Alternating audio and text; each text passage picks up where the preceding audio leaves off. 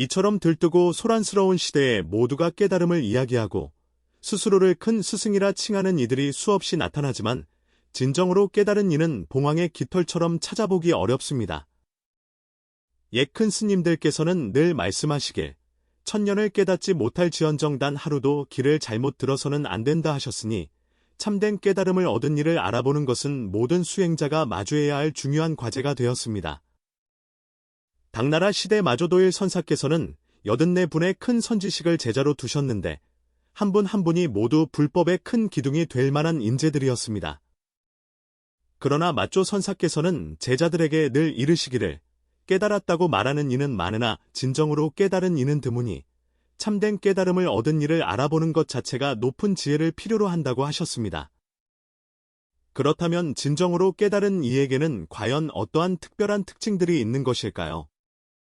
역대 조사들께서 깨달은 이를 알아보는 기준을 남기셨지만 그 가르침은 깊고 오묘하여 보통 사람들이 이해하기 어려운 경우가 많았습니다. 그러나 마조 선사께서는 가장 뚜렷한 5가지 특징으로 이를 정리하여 말씀하셨습니다. 이 5가지 특징을 모두 갖춘 사람이야말로 진정으로 깨달은 이이니 만일 만나게 된다면 보배처럼 귀하게 여겨야 한다고 하셨습니다. 그 5가지 특징은 과연 무엇이며 왜 그토록 중요한 것일까요? 당나라 홍주 땅의 도량에서 마조도일 선사께서 대중을 위해 설법하고 계셨습니다. 하늘은 높고 공기는 맑은 어느 가을 오후, 금목서 향기가 그윽한 선당 아는 사방에서 모여든 구도자들로 가득 차 있었습니다. 그때 지통이라는 젊은 스님이 자리에서 일어나 물었습니다. 스님, 제자가 도를 배우는 길 위에서 스스로 깨달았다고 하는 많은 사람을 만났습니다. 하지만 그들의 말과 행동은 저마다 달라 어떤 이는 현학적인 말을 거침없이 늘어놓고 어떤 이는 침묵으로 일관하며 어떤 이는 매우 박식해 보이고 또 어떤 이는 아무것도 모르는 사람처럼 보였습니다. 제자는 도무지 누가 진정으로 깨달은 이이며 누가 거짓된 이인지 분별하기가 어렵습니다. 마조 선사께서는 온화하게 미소 지으시며 말씀하셨습니다. 지통아, 참으로 좋은 질문이다. 이 말법 시대에는 실로 깨달음의 이름을 빌려 세상을 속이는 이들이 너무나 많다. 수행자로서 참된 깨달음을 얻은 이를 알아볼 수 있다면 스스로 올바른 길을 찾는 데 도움이 될 뿐만 아니라 삿된 길로 빠지는 것을 피할 수 있을 것이다. 그 자리에 있던 다른 제자들 또한 모두 깊은 관심을 보이며 귀를 기울였습니다.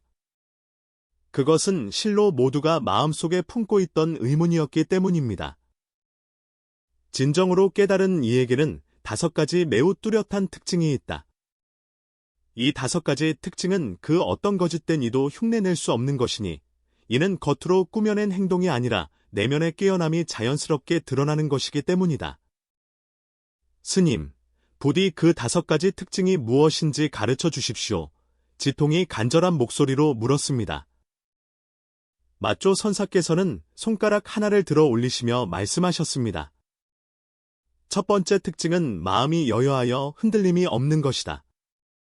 진정으로 깨달은 이는 어떤 경계를 만나든 그것이 칭찬이든 비방이든 순탄한 길이든 고난의 길이든 그 마음이 허공과 같아서 외부의 경계에 조금도 흔들리지 않는다. 그때 백장회의 선사가 물었습니다. 스님, 만일 어떤 이가 일부러 태연한 척 연기한다면 저희가 어찌 분별할 수 있겠습니까? 마조 선사께서는 웃으시며 답하셨습니다. 꾸며낸 평온함과 진정한 여여부동은 큰 차이가 있다. 꾸며낸 평온함은 의식적인 통제에 의한 것이기에 내면에는 여전히 파도가 일고 있어 결정적인 순간에 그 실체가 드러나게 마련이다. 그러나 진정으로 깨달은 이의 부동심은 자연스러운 것이어서 마치 허공이 구름에 물들지 않는 것과 같다. 제자들의 이해를 돕기 위해 마조 선사께서는 한 가지 이야기를 들려주셨습니다. 내가 지난날 남학회양 선사문화에서 공부할 때 한 번은 도적대가 절을 습격한 일이 있었다. 당시 절에는 2명의 스님이 있었는데 한 명은 평소에 자신이 이미 깨달았다고 큰 소리치던 자였고 다른 한 명은 묵묵히 수행에만 정진하던 스님이었다. 도적들이 들이닥치자 평소 깨달았다고 자부하던 스님은 얼굴이 하얗게 질려 땅에 엎드려 목숨을 구걸하였다. 그러나 묵묵하던 그 스님은 평소와 다름없는 안색으로 나아가 도적들과 담담하게 대화하여 마침내 그 위기를 해결하였다. 이 일을 통해 누가 진정으로 깨달은 이인지는 한눈에 알 수 있지 않겠느냐. 진정으로 깨달은 이는 마음속에 이미 삶과 죽음에 대한 두려움도 없고 이름에 대한 계산도 없기에 어떠한 경계 앞에서도 늘 평온함을 유지할 수 있는 것이다. 서당지장 선사가 고개를 끄덕이며 말했습니다. 과연 그러합니다. 저 또한 평소에는 도가 높은 척 행동하다가도 자신의 이익과 관련된 문제 앞에서는 금세 본색을 드러내는 사람들을 본 적이 있습니다. 두 번째 특징은 말이 간결하고 힘이 있다는 것이다. 진정으로 깨달은 이는 말을 할 때 늘 핵심을 찌르며 쓸데없는 말을 길게 늘어놓지 않는다. 그들의 한마디 한마디는 사람의 마음을 곧바로 향하며 듣는 이에게 큰 깨우침을 준다. 어찌하여 그러한가? 그들은 이미 마음의 본성을 온전히 보아 사물의 본질을 꿰뚫고 있기 때문이다. 그러므로 말을 할 때면 늘 요점을 바로 이야기할 수 있으며 말을 돌려하거나 화려한 미사역으로 무언가를 감출 필요가 없는 것이다. 내가 일찍이 한 노스님을 만난 적이 있는데 그분은 평소에 말씀이 거의 없으셨다. 하지만 누군가 가르침을 청할 때면 언제나 가장 간단한 몇 마디 말로 그 문제의 근원을 해결해 주셨다. 한 번은 한 부유한 상인이 어떻게 해야 즐거워질 수 있는지를 묻자 그분은 단 6글자로 답하셨다. 내려놓고 만족하며 감사하라. 그 상인은 그 자리에서 큰 깨달음을 얻었다. 반면에 거짓으로 깨달음을 흉내내는 이들은 말을 할 때 항상 경전을 인용하고 장황하게 논리를 펼친다. 듣기에는 그럴듯하지만 싫은 것만 맴돌 뿐 아무런 실속이 없는 내용이다. 진정으로 지혜로운 사람은 그런 식으로 자신의 학식을 뽐낼 필요가 없는 법이다. 그때 남전보원 선사가 말했습니다. 스님의 말씀이 옳습니다. 제가 기억하기로 육조 해능 대사께서는 그를 알지 못하셨지만 그분의 법문 한마디 한마디는 감로수처럼 맑고 시원하여 듣는 이의 마음을 곧바로 울렸습니다. 오히려 경전에 통달했다는 학생들의 마른 반나절을 들어도 듣는 이가 그 뜻을 헤아리기 어려웠습니다. 마조 선사께서는 고개를 끄덕이시며 말씀을 이으셨습니다. 보원의 말이 맞다. 세 번째 특징은 자비심이 자연스럽게 우러나온다는 것이다. 진정으로 깨달은 이의 자비는 일부러 만들어내는 것이 아니라 마음 깊은 곳에서 저절로 흘러나오는 것이다. 그 자비에는 어떤 특징이 있습니까? 백장이 물었습니다. 그러한 자비는 조건이 없고 대상을 가리지 않는다. 가까운 사람이든 낯선 사람이든 자신을 좋아하는 사람이든 미워하는 사람이든 그들 모두를 평등하게 대한다. 또한 그 자비는 감정에 치우친 것이 아니라 지혜의 바탕을 둔 큰 사랑이다. 내가 본 어떤 이들은 자신의 가족이나 친구에게는 자비롭지만 다른 사람에게는 냉담하거나 자신에게 이로운 사람에게만 친절하고 나머지는 외면한다. 이는 진정한 자비가 아니다. 진정으로 깨달은 이의 자비는 평등하여 마치 햇살이 대지를 비출 때 땅이 비옥한지 척박한지를 가리지 않는 것과 같다. 동시에 그들의 자비는 지혜로워서 언제 부드러워야 하고 언제 엄격해야 하는지를 안다. 대주의 선사가 덧붙였습니다. 그렇습니다. 진정한 자비는 때로는 엄격한 꾸짖음으로, 때로는 따뜻한 위로로 나타납니다. 중요한 것은 자신의 체면이나 이익이 아니라 진정으로 상대방을 위한 마음에서 비롯되었는가 하는 점입니다. 마조 선사께서 고개를 끄덕이셨습니다. 네 번째 특징은 형식에 얽매이지 않는다는 것이다. 진정으로 깨달은 이는 비록 여러 규칙과 의식을 따르지만 결코 형식에 얽매이거나 형식으로 다른 사람을 구속하지 않는다. 스님, 그 뜻을 자세히 설명해 주십시오. 마조 선사께서는 예를 들어 말씀하셨습니다. 내가 아는 한 노스님은 매일 정해진 시간에 아침 저녁 예불을 드리며 수십 년을 하루같이 하셨다. 그러나 아픈 사람을 돌보아야 할 때면 조금의 망설임도 없이 예불을 멈추고 그를 돌보러 가셨다. 어떤 이가 왜 공부를 꾸준히 하지 않느냐고 묻자 그분은 바쁜 사람을 돌보는 것이야말로 가장 훌륭한 공부라고 답하셨다. 반면에 거짓된 깨달은 이들은 형식의 중요성을 지나치게 강조하며 여러 규칙으로 자신의 수행을 과시하거나 여러 형식으로 제자들을 얽맨다.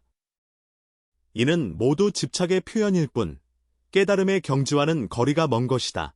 조주종심 선사가 웃으며 말했습니다. 스님의 말씀이 지당하십니다. 저 또한 누더기 옷을 입고 그것이 도인의 풍모인 양 여기는 사람도 보았고 제자들이 자신에게 큰절을 해야만 자신의 지위가 드러나는 줄 아는 사람도 보았습니다. 이 모두가 상에 집착하는 모습입니다. 마쪼 선사께서 마지막으로 말씀하셨습니다. 다섯 번째 특징이자 가장 중요한 특징은 바로 큰 지혜를 갖추고 있다는 것이다. 이 지혜는 지식의 축적이나 학문의 깊이가 아니라 생명의 본질을 꿰뚫어 보는 통찰이다. 그 지혜는 어떻게 나타납니까? 서당이 물었습니다. 이러한 지혜를 갖춘 이는 사물의 본질을 꿰뚫어 보아 겉모습에 현혹되지 않는다. 그들은 복잡한 상황 속에서도 신속하게 핵심을 파악하여 가장 적절한 해결책을 제시한다. 더욱 중요한 것은 그들이 가장 간단한 방식으로 다른 사람이 가장 복잡한 문제를 해결하도록 도울 수 있다는 것이다. 마쪼 선사께서는 여기까지 말씀하시고 잠시 말을 멈추신 후 선당에 가득한 제자들을 둘러보셨습니다. 이 다섯 가지 특징은 말하기는 쉬우나 그 깊은 뜻을 진정으로 이해하기 위해서는 높은 지혜가 필요하다.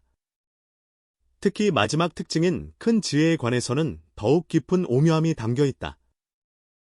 스님, 부디 그 큰 지혜가 구체적으로 어떻게 나타나는지, 그리고 저희가 만일 이 다섯 가지 특징을 갖춘 분을 만났을 때 어떻게 그분들을 대해야 하는지 자세히 가르쳐 주십시오. 지통이 간절하게 물었습니다. 마쪼 선사께서는 미소를 지으시며 말씀하셨습니다. 참으로 좋은 질문이다. 큰 지혜의 구체적인 모습과 진정으로 깨달은 이를 대하는 방법에 대해서는 실로 모든 수행자가 깊이 알아야 할 중요한 내용이다. 이는 단지 깨달은 이를 올바로 알아보는 문제에 그치는 것이 아니라 그들로부터 진정한 법의 이치를 얻을 수 있는지와도 직결되기 때문이다. 그 자리에 있던 모든 제자들은 숨을 죽이고 스승께서 내려주실 더없이 귀한 법문을 기다렸습니다. 마조도일 선사께서는 제자들을 둘러보시며 천천히 말씀을 이으셨습니다. 여러분, 내가 방금 말한 다섯 가지 특징, 즉 여여부동한 마음, 간결하고 힘있는 말, 자연스럽게 흐르는 자비, 형식에 얽매이지 않음, 그리고 큰 지혜를 갖춘 것은 단지 다른 사람을 판단하는 기준이 아니다. 그것은 바로 여러분 각자가 수행의 길에서 나아가야 할 이정표와 같다. 만일 여러분이 이러한 특징을 갖춘 이를 만나거든 마땅히 보배처럼 귀하게 여기고 공경하며 공양해야 할 것이다. 그리고 만일 여러분 스스로가 점차 이러한 특징에 가까워진다면 그것이야말로 진정한 수행의 결실이라 할 수 있다. 선당 안은 잠시 물을 뿌린 듯 고요해졌고 대중은 숨을 죽인 채 귀를 기울였습니다. 그때 지통이 다시 자리에서 일어나 합장하며 여주었습니다. 스님, 제자는 저 큰 지혜에 담긴 더 깊은 이치를 듣고 싶습니다. 원하옵건대 스승님의 자비로 가르침을 내려주시옵소서. 마쪼 선사께서는 부드럽게 고개를 끄덕이신 후 깊은 의미가 담긴 지혜로운 이와 나무꾼의 물 한 그릇 이야기를 들려주셨습니다. 오래전 남쪽 고개 아래에 노지라는 나무꾼이 살고 있었다. 그는 매일 산에 올라 나무를 해다 팔아 생계를 꾸렸는데 성품이 우직하고 말이 적었다. 어느 날 그는 산속에서 구름처럼 떠도는 한 스님을 만났다. 스님은 옷차림은 소박했지만 그 모습은 어딘가 초연해 보였다. 두 사람이 이야기를 나누던 중 나무꾼이 탄식하며 말했다. 스님, 저의 일생은 그저 나무하고 물 깃는 일의 반복일 뿐인데 과연 무슨 의미가 있겠습니까? 그 스님은 미소를 지으며 나무꾼에게 물 한 그릇을 떠오게 한 후 말했다. 이 그릇 안을 보시오. 무엇이 보입니까? 노지가 답했다. 맑은 물 한 그릇에 나뭇가지 그림자와 하늘이 비칩니다. 스님이 다시 말했다. 이제 그 물을 휘저어 보시오. 노지가 물을 젓자 물은 금세 흐려지고 나뭇가지, 그림자도 사라졌다. 이제 잠시 기다려 보시오. 스님이 말했다. 잠시 후 수면은 다시 평온을 되찾았고 맑은 영상이 다시 뚜렷하게 나타났다. 스님은 말했다. 인생이란 이 물과 같아서 마음이 어지러우면 세상이 흐릿하고 마음이 고요하면 세상이 맑게 보이는 법이요. 지혜란 얼마나 많이 아느냐에 있는 것이 아니라 지금 이 순간에 편안히 머물며 근원을 밝게 비추어 볼 수 있느냐에 있는 것이라오. 그날 이후로 노지는 여전히 나무하고 물을 길었지만 매일 지금 이 순간에 오롯이 머물렀다. 나무를 팰 때는 오직 나무만 패고 물을 기를 때는 오직 물만 기르며 더 이상 자신을 비하하지도 헛된 것을 구하지도 않았다. 여기까지 말씀하신 마쪼 선사께서는 잠시 침묵하시다 대중을 둘러보시며 말씀하셨습니다. 여러분, 진정한 큰 지혜는 막힘없는 언변이나 해박한 경전 지식에 있는 것이 아니다. 그것은 모든 현상의 실다운 모습을 꿰뚫어보고 본래 성품이 공함을 깨달아 삼라만상 속에서도 늘 맑고 고요한 마음에 머물 수 있는 것이다. 이러한 지혜는 산은 산이 아니었다가 다시 산으로 보이는 경지로의 회귀이며 번뇌 속에서 청량함을 발견하고 소란 속에서 자유를 얻는 것이다. 지통이 다시 물었습니다. 그렇다면 스님, 저희가 운 좋게 진정한 깨달음을 얻은 분을 만났을 때에는 어떻게 함께해야 합니까? 첫째, 공경하는 마음을 가져야 한다. 상대방의 옷차림이 남루하거나 말이 평범하다 하여 가벼이 여겨서는 안 되며 이름이 없고 지위가 없다 하여 의심해서도 안 된다. 진정으로 깨어난 이는 오히려 가장 눈에 띄지 않는 모습으로 있는 경우가 많다. 둘째, 겸허한 마음으로 법을 청해야 한다. 자신의 선입견을 품고 가르침을 들으려 한다면 부처님께서 직접 나타나신다 해도 단 한 글자도 제대로 들을 수 없을 것이다. 셋째, 늘 함께 기뻐하는 마음을 가져야 한다. 깨달은 이의 경지는 보통 사람의 생각으로는 미치기 어려운 법이다. 만일 질투하거나 인정하지 않으려는 마음으로 번뇌를 일으킨다면 오히려 스스로 아만이라는 구렁텅이에 빠지게 될 것이다. 넷째, 그들이 대신 수행해 주기를 의지해서는 안 된다. 스승은 길을 가리킬 뿐, 걷는 것은 각자의 몫이다. 그분들이 너희 등을 밝혀주었다면 너는 스스로 그 빛을 의지의 길을 가야 한다. 내가 걷지 않는다면 빛이 아무리 밝아도 목적지에 닿을 수 없다. 그때 명수라는 한 제자가 머뭇거리며 물었습니다. 스님, 저희가 만일 자질이 어리석고 둔하다면 어떻게 그러한 경지에 이를 수 있겠습니까? 그것은 혹 극소수 뛰어난 사람들에게만 해당되는 것이 아닙니까?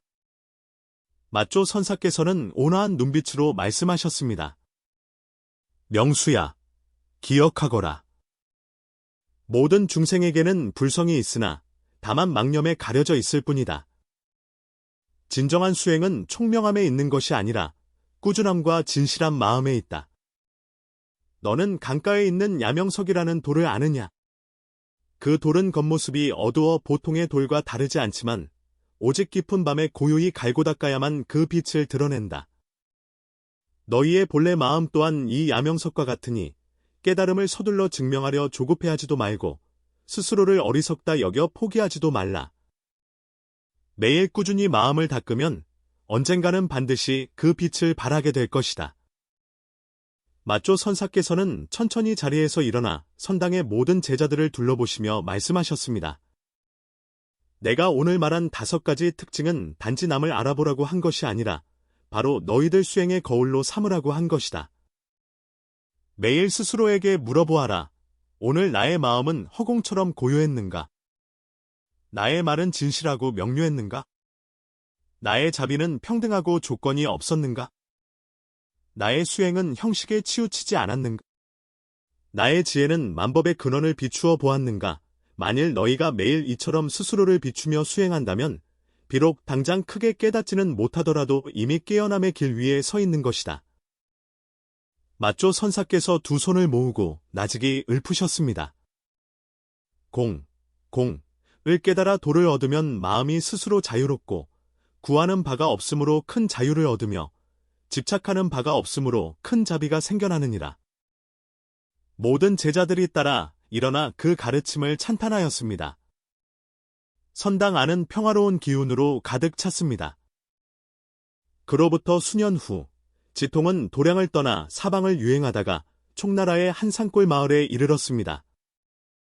그는 밭에서 김을 메고 있는 한 노파를 만났는데 노파가 그에게 물었습니다. 젊은 스님, 여러 날 길을 걸으셨는데 마음은 고요하십니까? 지통은 조금 놀라 되물었습니다. 어머니, 어찌하여 그런 질문을 하십니까? 노파가 웃으며 답했습니다. 스님의 걸음걸이가 들떠있고 눈빛에 초조함이 서려 있으니 필시 마음이 아직 편안하지 않은 것이겠지요. 지통은 큰 충격을 받고 그 노파가 평범한 사람이 아님을 깨달았습니다. 그는 허리를 굽혀 물었습니다. 거사님께서는 어디서 이처럼 꿰뚫어보는 지혜를 배우셨습니까? 노파는 가볍게 웃으며 말했습니다.